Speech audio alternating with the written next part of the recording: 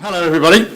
I'm from the Central Market and a larrikin trader, and the first thing I want to do is get you to get your phones out and download those two apps. They look amazing. The one from the port, and Adelaide Explorer is the other app I want you to get. But the first one I want you to get while I'm talking is a QR code reader, because at the end of my presentation I want you to look at I want you to zap my code. Okay, here's our great city, Adelaide. What have we got? You know, what's the destination about? Why do people say, oh, I've got to go to Adelaide? We don't have the roof, we don't have the rock, we don't have those big ticket items, but what we do, we have a very beautiful city with beautiful architecture and a great lifestyle. My business didn't start in those days, but I have been in the food game for 40 years, and I've been in tourism for 15 years. That building, the highest building on the left, is where my business is now housed, in a heritage frontage part of the Central Market. That precinct is in a rapid state of change. We've got development going on into the arcades. We've got money being spent left, right and centre in the precinct.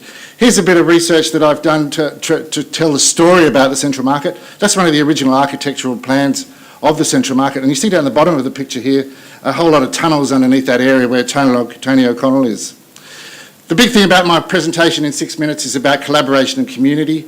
You've got to research your market, you've got to find out who your customers are, and you've got to really know who they are and how to get to them and how to treat them. And I wasn't here this morning, but I know you've already talked about tourism coming in from China, and I want to talk about that in a while.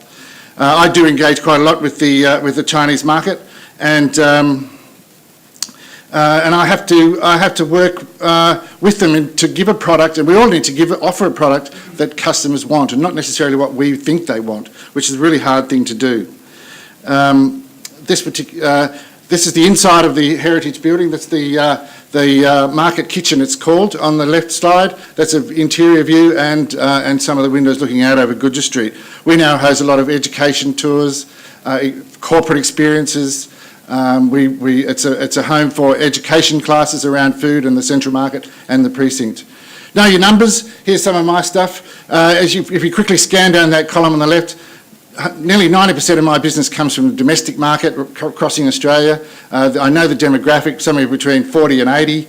I haven't even put China in on that list because they are a target market, and I am China friendly, but they're not coming into this experience. I have to always find a competitive edge in telling the story, and here you see I'm at the airport waving my flag. Actually, I just made that. That's a $5 slide that comes from Vietnam. But finding a competitive edge visually is always really important. That visual market is really important.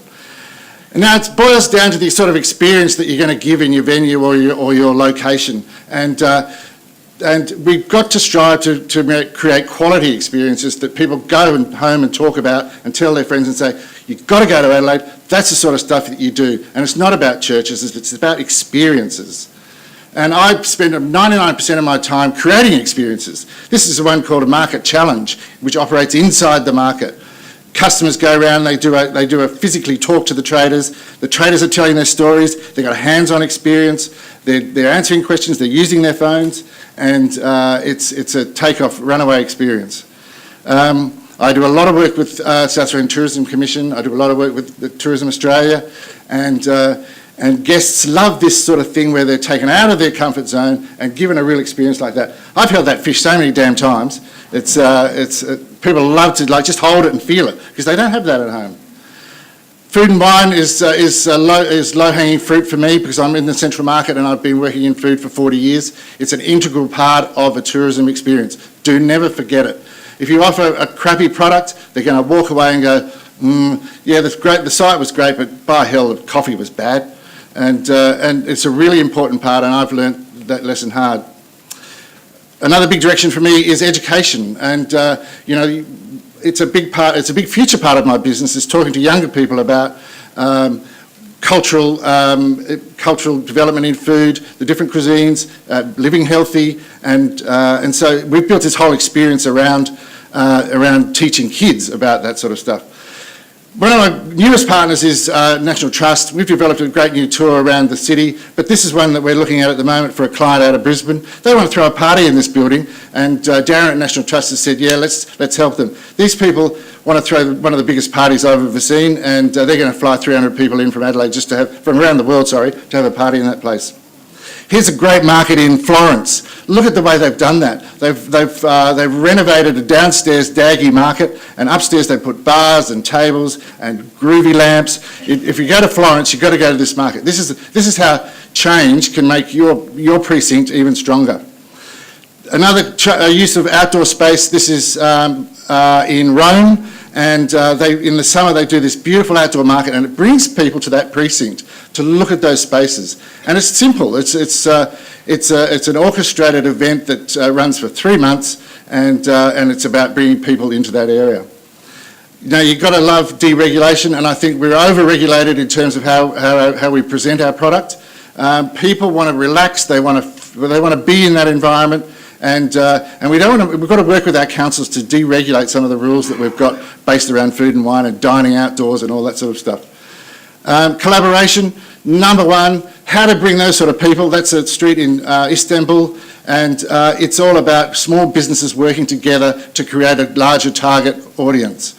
And the Central Market, my business is about that. I collaborate with stallholders, I tell the stories, and people come and want to listen to those stories. Look at that. That's the highest tourist destination on the planet. It's got 3,000 shops. They get 500,000 people a day go to that place, and that's the Grand Bazaar in Istanbul. And it's all about small businesses. There are 3,000 small businesses all selling their stuff. Get your phones out. This is how I communicate. If you're going for the Chinese market, you want to get a QR code like that, because they're using it on WeChat, they're using it on all their social media. And I give out a little form at the end of every tour that calls people to action and says, send me an email, say hello, talk to me on TripAdvisor, and that's how I connect with my public. We've got some beautiful product here. It's been so great listening to all of you speakers, and thanks for asking me today.